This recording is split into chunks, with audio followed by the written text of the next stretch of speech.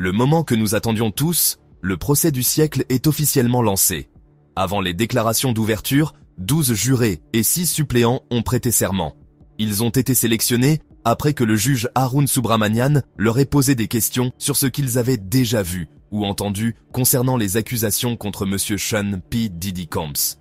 Le juge a informé les jurés que le déjeuner et le dîner leur seraient fournis chaque jour, tout au long de ce procès qui devrait durer 8 semaines. Il les a aussi rassurés en leur précisant que leurs noms et informations personnelles resteraient confidentiels. Mark Nifolo, avocat principal de Diddy, a affirmé que le gouvernement avait exclu 7 jurés noirs potentiels, exigeant des justifications neutres pour ces exclusions. L'accusation a nié tout parti pris racial et a présenté un jury final diversifié. La procureure Marine Comey a ensuite commencé à expliquer les raisons du rejet de certains candidats. L'un avait eu plusieurs mauvaises expériences avec la police, un autre avait dit qu'il aurait du mal à éviter les médias durant le procès. Le jury a finalement été sélectionné, 8 hommes et 4 femmes. Parmi les suppléants, 2 femmes et 4 hommes. La majorité est donc masculine. Les jurés ont entre 30 et 70 ans et viennent de Manhattan, du Bronx et du comté de Westchester. On y trouve une masseuse, un analyste financier, un scientifique et un employé de charcuterie. Plusieurs d'entre eux ont vu la vidéo où Combs agresse son ex-compagne Cassie Ventura, un incident central dans cette affaire. Une fois les jurés assermentés, le juge leur a donné des instructions de base, y compris des définitions juridiques. Il a précisé que l'usage de pseudonymes par des témoins ne diminue en rien la crédibilité de leurs témoignages. Il leur a aussi interdit de lire, regarder ou écouter quoi que ce soit à propos du procès, ou d'en parler en ligne. Chaque juré a reçu un carnet de notes à utiliser pendant le procès. Ils ne peuvent pas les ramener chez eux.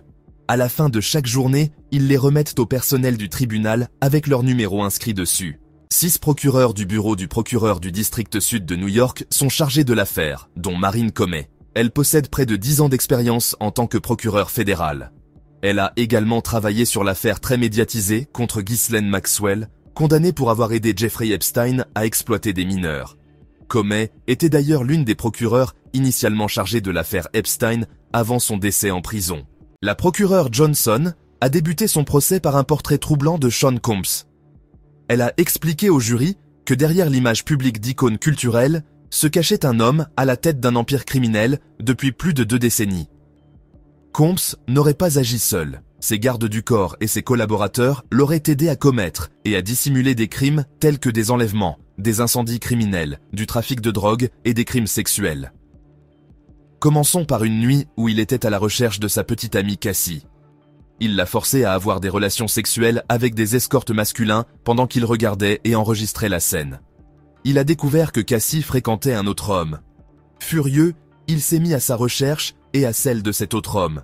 Dans cette déclaration liminaire, la procureure Johnson a dressé un tableau inquiétant.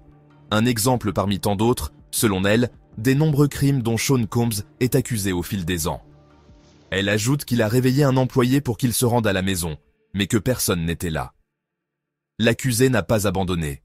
Il a continué à chercher Cassie. Lorsqu'il l'a trouvée, il l'a battue sauvagement, lui donnant des coups de pied dans le dos et la jetant comme une poupée de chiffon. Mais ce n'était pas suffisant. Il a dit à Cassie « Je peux diffuser des vidéos de toi en train de coucher avec des escortes ». Il s'est introduit chez un homme, abattu et fait chanter sa petite amie. Ce ne sont pas ses seuls crimes. Cassie n'est pas la seule femme qu'il a battue et exploitée sexuellement. Ce sont 20 ans de crimes. Il possédait une entreprise, Bad Boy Records, qui l'a enrichi. Il comptait sur ses gardes du corps et son chef de cabinet, qui géraient tous différents aspects de sa vie. Le groupe a renforcé son pouvoir. Ses gardes du corps ont kidnappé un employé, incendié une voiture et suspendu une personne au-dessus d'un balcon. Ils livrèrent de la drogue à sa guise, y compris à une femme qu'il avait forcée à avoir des relations sexuelles avec une escorte. Ils les transportaient à travers les États et même hors du pays. Soyons clairs, cette affaire ne concerne pas les préférences sexuelles privées de célébrités. Il s'agit d'un criminel. Il a exercé de l'intimidation et même eu recours à la violence. Dans ce procès, nous suivrons 2 femmes, Cassie et Jane Doe. Nous démontrerons qu'il a utilisé ses mensonges, ses drogues et ses menaces de violence pour les forcer à avoir des relations sexuelles avec lui devant des escortes masculines. Il appelait ces événements extravagants « freak-off », soirée de roi sauvage ou nuit d'hôtel. Son équipe organisait les vols, les voitures et les hôtels. Sur ses instructions, Elle installait la salle avec du lubrifiant et de l'éclairage. Le personnel arrivait avec de l'argent liquide pour payer les escortes et la drogue. Elle ajoute que Sean P. Diddy Combs attendait de son entourage qu'il comble ses désirs sexuels. Il se surnommait parfois « le roi » et s'attendait à être traité comme tel.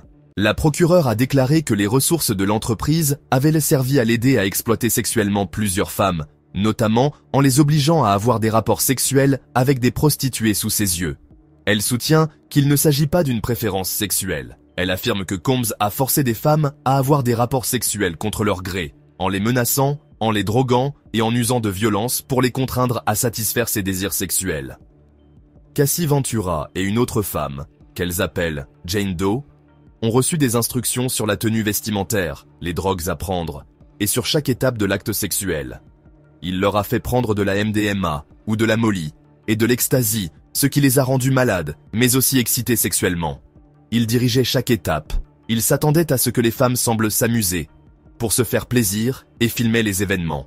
Cassie n'avait que 19 ans et avait déjà une chanson populaire à l'époque.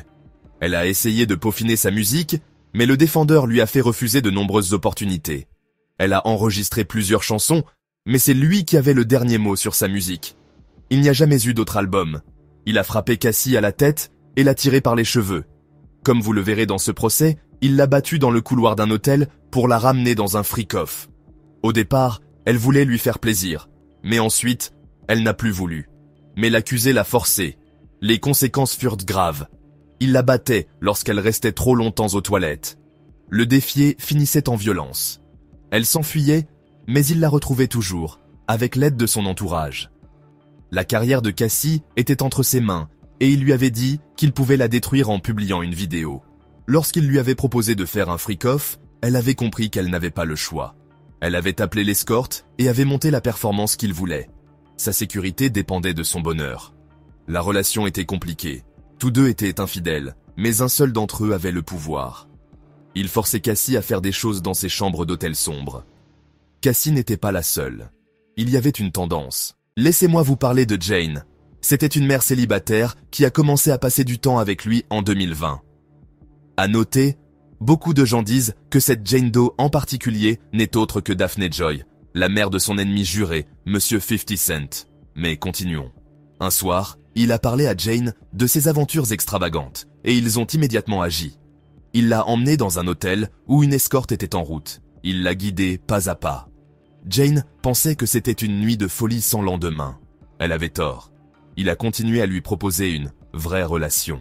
Jane voulait que l'escorte porte des préservatifs, mais l'accusé l'en a empêché. Jane a essayé de survivre à ces nuits de folie sans drogue. La première fois, elle a craqué et a pris de l'ecstasy pour finir. Une autre fois, elle a vomi, mais il lui a dit « Recommence ». Jane dit « Je vais te réparer, Didi ». Elle trouva 2 hommes et les invita à se joindre au freak-off afin de choisir ceux avec qui elle voulait avoir des relations intimes. Le défendeur l'a découragée de travailler. Il avait le pouvoir de la contraindre à retourner dans sa chambre d'hôtel et la menacer de violence. Il n'y a même pas un an, il est allé chez elle. Elle était en colère. Elle l'a frappé. Il est devenu fou de rage. Elle a essayé de se cacher. Elle s'est enfermée dans sa chambre. Il l'a ouverte d'un coup de pied. Puis la salle de bain, le placard, la chambre d'amis. Il l'a jetée à terre. Maintenant, si vous vous souvenez, lors de la mise en accusation de Didi en septembre, les procureurs ont fait référence à un prétendu appel téléphonique avec une femme dans lequel Combs a fait une allusion de son soutien financier à la femme si elle continuait à être à ses côtés. Il a dit à cette femme « Le sexe qu'on a eu, tu le voulais, pas vrai? Ce n'était pas une arnaque, on faisait ce qu'on voulait, pas vrai ?» Il aurait demandé à un associé de s'assurer que le loyer de cette victime présumée soit payé à temps. Il lui aurait dit « Ne fais rien de stupide ». L'accusation poursuit en affirmant qu'une nuit, Sean Combs s'est mis en colère contre Jane suite à une dispute après l'avoir vue avec une autre femme. Jane a alors couru dans la maison pour tenter de lui échapper, mais Combs l'a attrapée par l'étranglement, l'a soulevée par le cou et l'a jetée à terre. À la fin de l'épreuve, Combs a demandé à Jane d'appeler un escorte pour un freak-off. Il l'a obligée à couvrir son œil au beurre noir, à prendre une pilule d'ecstasy et à performer devant l'accusé. L'accusation a maintenant présenté une 3e femme, accusant Sean Combs de l'avoir contrainte à des relations sexuelles, la désignant sous le pseudonyme de Mia. L'accusation affirme qu'il s'agit d'une ancienne employée mais elle témoignera des fois où Combs l'a soumise à des rapports sexuels forcés, notamment en la forçant à pratiquer une fellation et en se faufilant dans son lit pour la pénétrer contre son gré. L'accusation a donc déclaré au jury qu'un incident au cœur de l'affaire reflétait une stratégie des employés de Sean Combs pour dissimuler ses crimes. Il s'agit de l'agression de Cassie dans un hôtel de Los Angeles en 2016. Après la capture de l'agression par vidéosurveillance, le procureur Johnson affirme que Combs et son chef de cabinet ont contacté l'agent de sécurité de l'hôtel pour négocier un accord. Combs a finalement remis à l'agent un sac en papier contenant $100 000 en espèces, achetant ainsi les images de surveillance de l'hôtel. Nous savons maintenant que toutes les tentatives de dissimulation ont échoué, car CNN a publié les images l'année dernière, et le jury devrait en voir des extraits. La procureure Emily Johnson commence donc à examiner certains éléments de preuve auxquels le jury devrait s'attendre. Les SMS concernant les prostituées, notamment Combs demandant de l'argent au personnel pour les rémunérer. Des vidéos de Combs agressant Cassie Ventura sont également incluses, ainsi que des vidéos de certains des agresseurs, qui, selon le gouvernement, démontrent que Combs dirigeait les rencontres. Vous constaterez par vous-même la violence de l'accusé et ses conséquences, a déclaré Johnson. Elle conclut son argumentation ainsi. Je vous demande 3 choses. Prêter attention aux preuves, suivre les instructions du juge concernant la loi et faire preuve de bon sens. Vous rendrez le verdict déclarant Sean Combs coupable. La procureure Emily Johnson a présenté les preuves attendues, des SMS demandant des escortes, des vidéos d'agression et de scènes de freak-off, et bien d'autres. Le juge demande « Qui défend ?» Tini Geragos répond « Je le ferai ». La défense a ensuite pris le relais. L'avocate principale, Tini Geragos, commence sa déclaration en déclarant « Cette affaire est une question d'amour, de jalousie et d'argent. Ils essaient d'en faire une affaire de raquette, mais ça ne marchera pas. Vous êtes le jury. Vous évaluerez les témoins, et enfin, l'histoire pourra être révélée. Cette affaire ne se résume pas à ce que vous avez entendu aux informations. Sean Combs est fascinant. Il a grandi à Harlem et a bâti des entreprises légales. Il a travaillé dur pour y parvenir. Il a créé une culture et produit une musique qui a changé une génération. Les témoins vous diront que c'est une personne fascinante et que les gens sont attirés par lui. Il avait une vision que peu de gens avaient. La plupart des témoins l'adoraient. Les SMS indiqueront qu'il a 55 ans. Il s'appelle Sean Combs, je suis Tini Geragos, je suis honoré de le représenter. Les seules personnes présentes dans cette salle d'audience qui vous parleront de raquettes sont les procureurs. Il n'y a pas eu de complot. Cette affaire concerne la vie sexuelle privée de Sean Combs. Le gouvernement n'a rien à voir avec ça. Ces individus travailleurs ont fait des études, de Harvard à l'université Howard. Il avait un caractère colérique et est devenu violent. Il n'en est pas fier, nous l'assumons. Il est parfois tellement jaloux ou colérique qu'il est hors de contrôle. Vous entendrez qu'il a menti à ses petites amies, vous le prendrez peut-être pour un imbécile ou pour un méchant. Il n'est pas jugé pour ça. Il est jugé pour avoir dirigé une entreprise de raquettes. Il s'agit de violence conjugale. La violence conjugale n'est pas du trafic sexuel. S'il avait été accusé de violence conjugale, nous n'assisterions pas à un procès de 8 semaines. Il n'est pas coupable de ces crimes. Au fur et à mesure que le procès avance, nous allons assumer la responsabilité. Nous ne nous déroberons pas. Sean Combs a une vie sexuelle un peu différente. Les victimes présumées ont toutes obtenu quelque chose de lui. Ce sont des adultes, elles aussi assument la responsabilité de leur vie, comme lui l'est de la sienne. Le libre choix comporte des avantages et des inconvénients. Vous évaluerez ces femmes. Elles ont fait des choix libres chaque jour pendant des années. Demandez-vous, de quelle manière cet individu a pu faire ses choix? Demandez-vous, qu'est-ce que cette personne obtient? Quelque chose qu'elle désire? Cela peut être différent. Combs ne s'est jamais marié, mais il est un homme multipartite. Il a toujours eu des relations multiples. Il n'a pas toujours été honnête. Cela a alimenté une jalousie primaire. Sean Combs est extrêmement jaloux. On pourrait penser que c'est hypocrite. Elles ont entretenu des relations avec lui pendant plusieurs années. Ces femmes étaient amoureuses de lui. L'infidélité et la jalousie ont alimenté la violence. L'alcool et la drogue ont été les moteurs de tout. Mais il n'est pas un racketteur. Cette affaire concerne sa relation avec Cassie et Jane. Bien sûr, vous entendrez parler de soirées échangistes. Elles témoigneront sur des choses qui ne devraient jamais être entendues devant un tribunal fédéral. Des choses qu'il aimait regarder. Vous n'apprécierez peut-être pas, mais vous n'êtes pas là pour le juger sur ses préférences sexuelles. Un riche rappeur a financé les maisons et les vacances de ces femmes. Il n'est pas accusé d'être un individu imparfait. Ces femmes se sont battues pour avoir une relation avec lui. Cassie, je pense que vous entendrez parler d'elle cette semaine, à propos de sa relation de 11 ans. Maison avec Kim Porter, la mère de ses 4 enfants. Il est resté avec elle jusqu'à sa mort d'une pneumonie en 2018. Ses disputes avec Cassie portèrent sur des infidélités. C'était une relation toxique, ils s'aimaient. Cassie vous parlera de la jalousie de Kim Porter. Puis, avec Gina, le jour dans le couloir de l'hôtel, la jalousie était en vedette. Violence près de l'ascenseur, il y a 10 ans. Vous le verrez plus tard dans la journée. Ce que Combs a fait est indéfendable. La vidéo ne constitue pas une preuve de trafic sexuel. Cassie est sortie de la chambre d'hôtel avec 2 sacs. Combs descend, vêtu seulement d'une serviette. Il la piétine et la tire par son capuchon. Il revient chercher un téléphone. Qu'est-ce qui provoque une dispute à propos d'un téléphone? Les téléphones gardent le secret de l'infidélité. Dès qu'il prend le téléphone, il s'assoit. Visiblement dégoûté, Cassie appelle la sécurité. Vous aurez de ses nouvelles plus tard dans la journée. Les gardes lui ordonnent de quitter les lieux publics. Vous verrez Cassie lui dire de retourner à la chambre d'hôtel. Ils restent ensemble 2 ans de plus après cet incident. Même en 2018, ils se battent pour rester ensemble. Elle a vu une photo de Combs avec Gina. Il a commencé à sortir avec elle en 2014. Cassie avait le choix chaque jour de rester avec lui ou de quitter. C'était son meilleur choix, jusqu'à ce qu'elle rompe. Elle n'a pas été contrainte.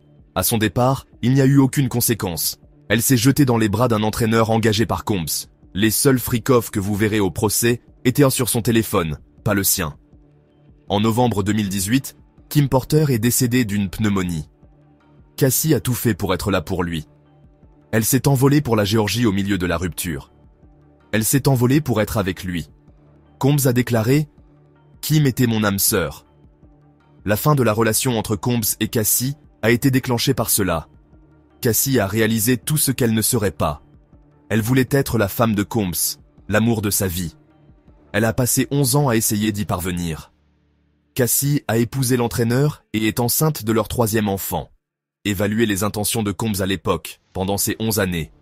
Les messages le montreront. Le témoignage de Cassie cette semaine n'y changera rien. En 2020, avec Jane, Combs s'est montré plus franc. Il lui a dit qu'il fréquentait d'autres femmes. Elle était toujours jalouse. Jane voulait que ce soit public. Il lui a proposé un ménage à 3 consentis. Ils sont allés dans un hôtel privé. Je m'attends à ce qu'elle dise qu'elle a apprécié. Jane voulait désespérément être avec lui offrir des choses que les autres ne pouvaient pas. Elle a essayé de rendre cela plus que sexuel. Jane l'a fait pour le câlin. Elle voulait le rendre heureux. Elle était incapable de lui résister émotionnellement. Il y a eu un appel téléphonique en novembre 2023, et même après, elle a pris l'avion pour le voir à plusieurs reprises. C'était toxique, mais elle était consentante. Participer volontairement à sa vie sexuelle n'est pas du trafic sexuel. Si elle s'était éloignée, elle l'aurait perdu. On pouvait vire sa jalousie. Quand elle le voyait sur les réseaux sociaux avec une autre femme et lui enverrait des messages de regret. Ce n'est pas une contrainte. Elle était poussée à vouloir être en première place. C'était une façon d'y parvenir. Ce n'est pas un crime. Il y a 1 an, Jane a frappé Combs par jalousie. C'était une nuit. Il l'a frappée en retour. Elle était submergée par la jalousie. Elle lui a fracassé la tête. Après lui avoir fracassé la tête contre le comptoir de la cuisine, des mois plus tard, elle a pris l'avion pour le voir et a invité un escorte. Elle qualifiera ce moment d'une de ses meilleures, une soirée de roi endiablé. Quel que soit le nom que vous lui donnerez, ce sera difficile à regarder. En un mot, c'est intime. Le gouvernement vous a parlé d'une certaine Mia. Pourquoi porte-t-il ces accusations maintenant? Vous en concluriez que chacun a un mobile. Avec Mia, elle ne l'a jamais dit auparavant, ni lorsqu'elle a commencé à coopérer avec le gouvernement. Si c'est si hostile, pourquoi n'ont-ils pas appelé la police? Ils sont vindicatifs. Leur mobile est simple, l'argent. Cassie a porté plainte en novembre 2023. Elle vivait dans la modeste maison de ses parents dans le Connecticut. Elle a consulté un avocat civiliste. L'avocat civiliste est ici aujourd'hui. Ils ont fait appel à des avocats civils pour obtenir de l'argent. Cassie a exigé 30 millions de dollars. Un autre a réclamé 22 millions. Combien de millions de raisons ces témoins ont-ils de mentir? Les preuves ne suffiront pas à étayer les accusations. Pour corruption, il s'agit de l'hôtel Intercontinental. Il a payé un agent de sécurité pour que les images disparaissent. C'était uniquement pour éviter une mauvaise publicité pour Combs et Cassie. Il n'y a pas eu d'enquête policière. L'enlèvement concernait une employée. Elle a travaillé pour lui pendant 10 ans. Elle a demandé à travailler à nouveau pour lui. Trafic de drogue, c'était un usage personnel. Ils ont travaillé dur. Ils étaient là pour accomplir quelque chose de grand et de noble. C'était un choix libre. Il ne s'agit pas de complot. Ils payaient différents hommes pour leur temps et leur expérience. Les acteurs pornographiques d'Omaha sont payés. Hulk, Mania, Cowboy et les agents. On peut payer pour du temps et de l'expérience. C'est ce que faisait Sean Combs. Vous n'êtes pas là pour imposer votre moralité à cet homme. Si vous l'écoutez, vous le déclarerez non coupable de ses crimes. Merci, ils finissent donc par prendre une pause déjeuner, et le jury se retire. À ce moment-là, Brian Steele, qui représente désormais Diddy et qui avait également représenté Young Thug lors du procès YSL qu'il a remporté, déclare au juge « Nous allons contester au moins 2 pièces à conviction ». Le juge répond « À l'avenir, j'aimerais être informé de cela au moins la veille ». L'agent de sécurité écrit donc au 3e paragraphe du rapport d'incident qu'il ne veut pas que M. Combs voie Cassie devant. Il parle d'une collègue, a dit, et M. Combs est sur le point de crier. Ce ne sont que des spéculations, et elles ne devraient pas être présentées. Le juge déclare l'objection fondée et rejetée. Il laisse ensuite le jury revenir. Il appelle l'agent Isel Flores du LAPD et il prête serment. « Je suis également réserviste dans l'armée », dit-il. « J'étais garde avec Siridas en 2016 à l'hôtel Intercontinental près de Century City. » Le procureur a demandé « À quel type d'incident répondez-vous » Il a répondu « De toutes sortes. Nous avons eu quelques personnes sans vie là-bas. Nous rédigeons des rapports d'incidents. » Le procureur a demandé « Pourriez-vous joindre des photos au rapport ?»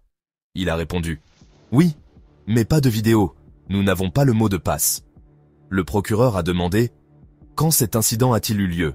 Il a dit « À 11 heures, j'ai reçu un signalement concernant une femme en détresse au 6e étage. J'ai fermé le poste de sécurité et vérifié les caméras.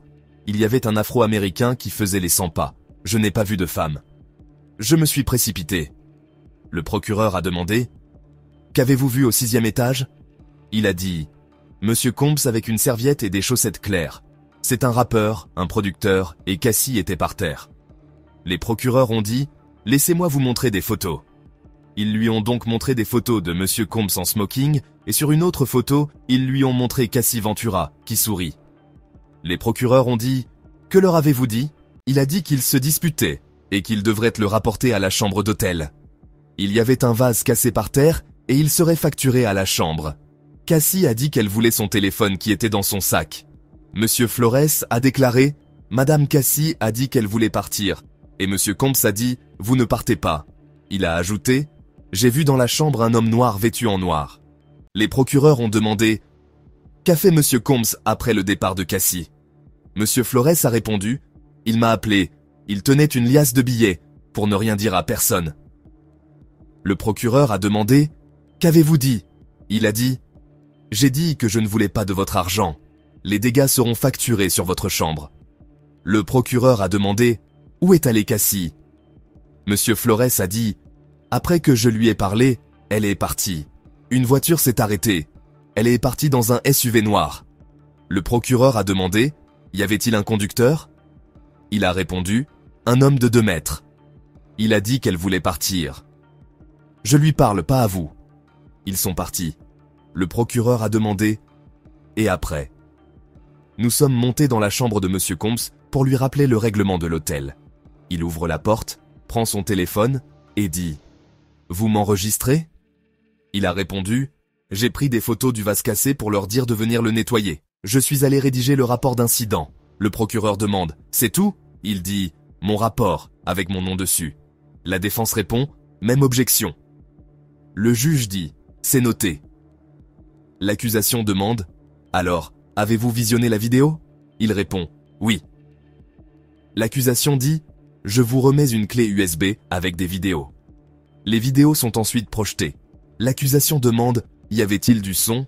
Il répond « Non. » L'accusation dit « Regardons ça de plus près. Qui est-ce ?» Flores répond « Cassie. » L'accusation « Et ça ?» Flores « Monsieur Combs. » L'accusation « Que se passe-t-il là-bas ?» Flores « Elle a décroché le téléphone fixe. » Ils lui demandent alors « Qu'avez-vous trouvé en arrivant ?» Il dit « Un vase cassé. » Ils demandent ensuite « Qu'y a-t-il à la fin de cette vidéo ?» Il dit « Moi sortant de l'ascenseur. » Ils demandent ensuite « Revoyons le rapport d'incident. » Il dit « Nous lui avons rappelé que l'heure de la sortie approchait. » Il demande « Qu'avez-vous ajouté au rapport d'incident après avoir visionné la vidéo ?» Il dit « J'ai décrit ce que j'ai vu dans la vidéo. » Ils lui demandent ensuite « Qu'avez-vous fait d'autre avec la vidéo ?» Il dit J'ai enregistré avec mon iPhone pour les montrer à ma femme en rentrant. Il montre donc la vidéo de Flores, avec sa voix off, y compris sur le brillant de ses chaussures. Elle est présentée au jury, puis il lui demande « Avez-vous travaillé le lendemain ?» Il répond « Non, j'avais les 2 jours suivants de congé. » Puis il demande « À votre retour, avez-vous cherché la vidéo ?» Il répond « Oui, mais elle avait disparu. » « L'avez-vous revue ?» demande-t-il. « Oui, récemment. » Ils répondent « Rien de plus. » Juge Subramanian. Brian Steele arrive donc. Steele s'avance et dit « Vous avez dit que votre rapport contenait les 5 questions, n'est-ce pas ?» Flores répond « Oui. Les 5 questions sont qui, où, pourquoi, quand, quoi. » Il poursuit « Vous avez mentionné qu'en sortant de l'ascenseur à 11h14, peut-être 11h15, vous avez décrit M. Combs comme ayant une expression diabolique ?» Flores répond « C'est mon avis. » Steele dit « Quand tu descends de l'ascenseur, qu'est-ce que tu as dans la main ?» Il répond « Ma radio. » Steele dit « M. Combs ne vous a pas agressé, n'est-ce pas ?» Flores répond « Non. » Steele demande « Et les forces de l'ordre sont-elles intervenues ?» Flores répond « Non. » Steele dit « Vous avez filmé pour votre femme et vous l'avez conservé, n'est-ce pas ?» Flores répond « Je l'ai fait. » Steele dit « Mais les forces de l'ordre n'ont jamais été appelées. » Flores répond « Elles ne l'ont pas été. » Steele dit « Vous avez dit au jury que M. Combs avait dit à Cassie « Vous ne partez pas, mais votre rapport ne le mentionnait pas, n'est-ce pas ?» Flores répond « À ce moment-là, je ne croyais pas que ce soit un fait significatif. Je ne vais pas minimiser les échanges. » Steele dit « Ce n'était donc pas important il y a 9 ans, mais seulement maintenant ?» L'accusation répond « Objection. » Le juge répond « Décision annulée. » Flores dit « Je ne l'ai pas mentionné dans le rapport à l'époque. » Steele dit « Vous avez seulement dit qu'on vous avait proposé un pot de vin. Ne lui aviez-vous pas dit qu'il devait payer pour le vase ?» Flores répond « Oui. » Steele dit « L'homme que vous dites avoir vu dans la pièce, vous avez décrit au jury des choses qui ne figuraient pas dans votre rapport. » Flores dit « Il n'a pas interagi. » Steele dit « Pourquoi ne lui avez-vous pas demandé son nom ?» Flores dit « Il ne parlait à personne. » Steele dit « L'avez-vous dit à quelqu'un à ce moment-là ?» Flores dit « Non. » Steele dit « Et le conducteur de 2 mètres, savez-vous qui c'était ?» Flores dit « Je ne sais pas. » Mais Cassie le connaissait. Steele dit « Vous n'avez pas mentionné dans votre rapport que vous aviez proposé d'appeler les forces de l'ordre, mais qu'elle avait refusé. Pourquoi ?» Flores dit « Elle a dit non. Il n'y avait donc aucune raison de l'inclure. » Steele dit « Vous avez dit avoir placé M. Combs contre le mur. N'est-ce pas agressif, n'est-ce pas ?» Flores dit « C'est possible, mais j'ai juste posé mon avant-bras contre sa poitrine. » Steele dit « Mais vous n'avez pas mentionné cela dans votre rapport. » Flores dit « Vous me demandez d'ajouter plus de détails dans mon rapport. » Steele dit « Vous vous souvenez de la disposition ?» Flores dit « Non, juste une pièce d'angle. » Steele demande « Était-ce une chambre d'hôtel normale, comme celle où je logeais?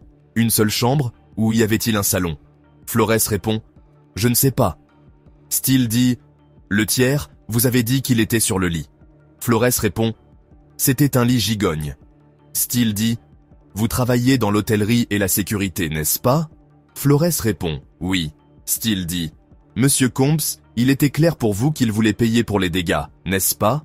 L'accusation répond « Objection. Appel à la spéculation. » Le juge dit « Posez la question différemment. » Steele dit « Cela peut être embarrassant pour un client. » L'accusation répond « Objection. » Le juge dit « Retenu. » Steele dit « Un instant, rien de plus. » Le juge dit « Réorienter. » L'accusation dit « Avez-vous l'habitude d'inclure tous les détails dans votre rapport ?»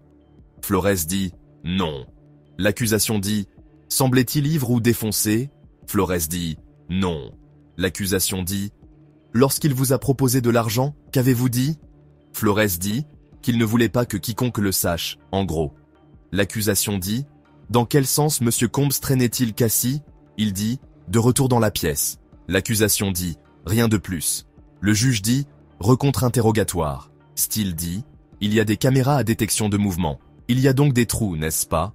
Flores dit « Oui. » Steele dit « Rien de plus. » Le juge dit « Témoin suivant. » Le marine commet de l'accusation fait comparaître le témoin suivant et demande « Pourquoi mademoiselle Ventura vous a-t-elle payé? Le témoin déclare, pour avoir des relations sexuelles avec elle, et Sean Combs était également présent. Le témoin raconte, mon patron m'a appelé pour me dire qu'il ne trouvait aucune de nos danseuses noires. Alors je pouvais aller à un enterrement de vie de jeune fille à l'hôtel Gramercy Park, dans le centre de Manhattan. L'accusation demande « Que comptiez-vous faire ?» Il répond « Un petit striptease ». Le danseur dit qu'elle était dans la chambre d'hôtel avec une perruque rouge, des bas et des lunettes de soleil. Elle m'a donné quelques centaines de dollars. L'accusation demande « À quoi ressemblait la chambre ?» Le danseur dit « Des canapés rouges, de l'astroglide, un lubrifiant. Il y avait un homme à droite de la pièce. » Le danseur poursuit, l'homme portait une robe blanche, un bandana sur le visage, sous les yeux, et sa casquette de baseball. À sa voix, je l'ai reconnu comme étant Sean Combs. L'accusation a demandé, qu'a-t-il dit?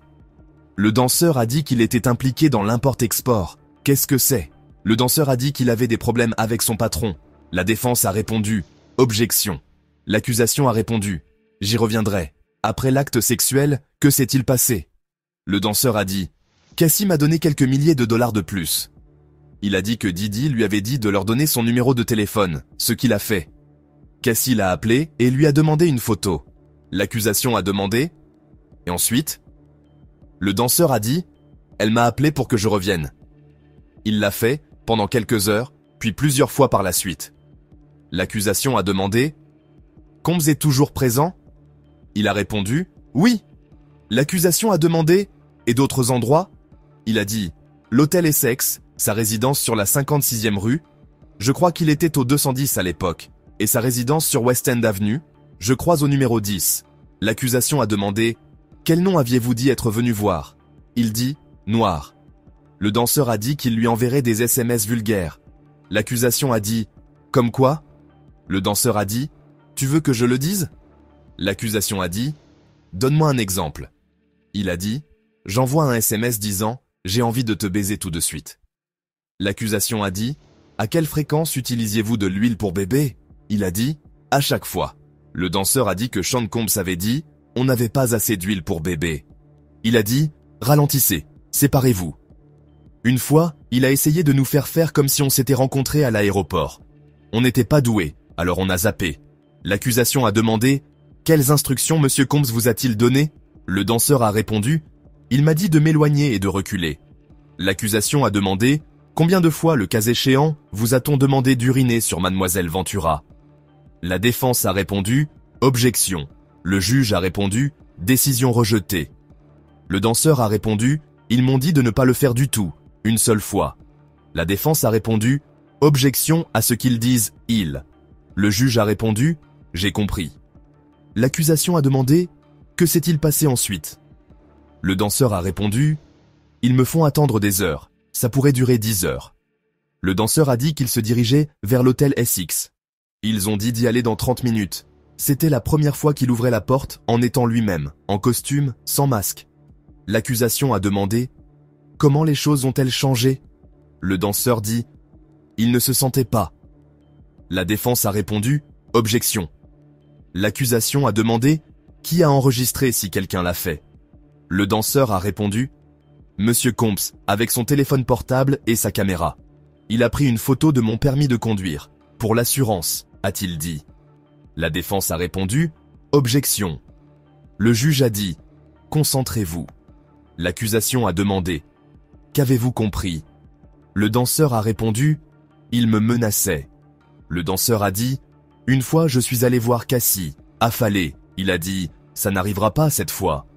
L'accusation a demandé, Monsieur Combs vous a-t-il proposé de la drogue? Le danseur a répondu, Molly, je suppose que ça s'appelle ça. Je ne me drogue pas. MDMH, MDA, je crois. Je suis sorti et j'ai distribué des billets de 100 dollars. L'accusation a demandé, qu'avez-vous ressenti avec la Molly?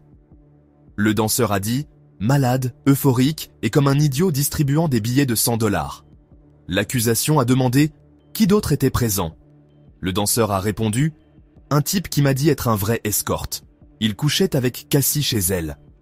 Le danseur a répondu, on aurait dit que ce type regardait Sean Combs. Combs a dit, ne me regarde pas, putain. La défense a répondu, objection. Le juge a dit, on va poser une nouvelle question. L'accusation a demandé « À quoi ressemblait-il » Le danseur a répondu « Un noir, plutôt maigre. On a échangé nos numéros de téléphone. » L'accusation a demandé « L'avez-vous vu depuis 10 ans » Le danseur a répondu « Non ».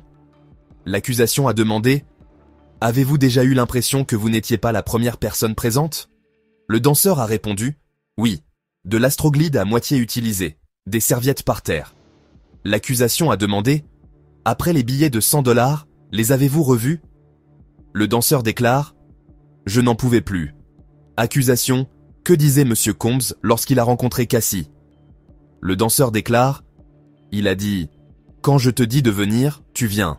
Je ne savais pas quoi faire. » Êtes-vous intervenu ? Le danseur a répondu « Non. Je savais qu'il y avait de fortes chances qu'il y ait des gardes du corps. » La défense a répondu « Objection. » Le juge a répondu « Retenu. » L'accusation a demandé « Et ensuite ?» Le danseur a répondu « Il a dit « Êtes-vous prêts à continuer ?»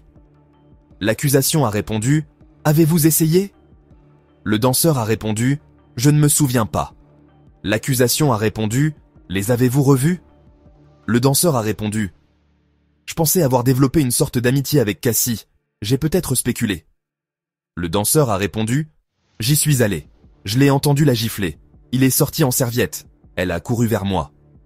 J'ai demandé « Pourquoi restez-vous avec ce type ?» La défense a répondu « Objection. » Le juge a répondu « Motif ?» La défense a répondu « Oui dire ». Le juge a répondu « Décision annulée ». Le danseur a déclaré « Elle a dit que c'était acceptable ». L'accusation a répondu « Rien de plus ». Le juge fait une pause pour le contre-interrogatoire. Pendant la pause, on découvre que le nom du témoin est Daniel Philippe. Pas Phillips, mais Philippe. Le juge dit « Monsieur Philippe, vous êtes toujours sous serment ». Monsieur Xavier Donaldson, l'avocat représentant Monsieur Combs, dit « Laissez-moi vous montrer une chaîne de messages textes entre vous et Cassie. Est-elle exacte ?» Daniel Philippe a dit « Oui ». La défense dit « Vous travaillez pour un service ?» Le danseur dit « Un spectacle de revue masculine ». La défense dit « Vous étiez manager, stripteaseur pour femmes ?» Daniel Philippe a dit « Oui ». La défense dit « La prostitution était interdite ?» Daniel Philippe dit « C'est exact ». La défense dit « Votre travail consistait à faire monter l'ambiance ?» Philippe dit « Oui et non ». Donaldson a dit « Je vais dire oui ». Le procureur dit « Objection ». Le juge dit « Accepté ». La défense poursuit « L'entreprise ouvrait-elle de fausses adresses pour optimiser les résultats de recherche ?» Daniel Philippe dit « De fausses adresses. C'était juste du SEO ». Donaldson dit « C'était pour améliorer l'expérience des dames ?» Daniel Philippe dit « Aucune idée de ce que vous voulez dire. C'était juste notre slogan. » Donaldson dit « Cassie vous a dit de dire que vous veniez pour Black ?» Daniel Philippe a dit « Oui ». Donaldson dit « Votre patron vous a dit que quelqu'un voulait un stripteaseur noir ?» Philippe a dit « Oui ». Donaldson dit « Laissez-moi vous montrer ». Le procureur a dit « Cela ne devrait pas apparaître à l'écran ». Donaldson « Enlevez-le, enlevez-le ». Donaldson dit « Elle portait une perruque ?» Philippe a dit « Oui ». Donaldson dit « Elle vous a donné de l'argent ?» Philippe a dit « Oui, elle m'a donné 4 000 $ avant même le massage à l'huile ». Donaldson « Elle portait des serres ?» Philippe « Oui ». Donaldson « Et des lunettes foncées ?» Philippe « Oui ». Donaldson « L'argent venait de sa main ?» Philippe « Oui ». Donaldson dit « Vous portez un t-shirt NYPD ?» Philippe dit « J'ai acheté un t-shirt NYPD ». Donaldson « Vous avez retiré l'huile devant Cassie ?» Philippe « L'huile non. J'ai enlevé mes vêtements. Elle a dit « C'est mon anniversaire ». Donaldson « On dirait qu'elle s'amusait, non ?» Philippe « Oui ». Donaldson « Quelle était votre position ?» Philippe « Missionnaire ». Donaldson « Vous avez pensé, est-ce que ça vient vraiment d'arriver ? Philippe « Oui ». Donaldson « Elle vous a demandé une photo ? Philippe « Je ne sais pas si Sean Combs l'a demandé ». Le juge dit « Ignorez cela ». Le tribunal ajourne pour la journée. Daniel Philippe reprendra la barre le lendemain matin.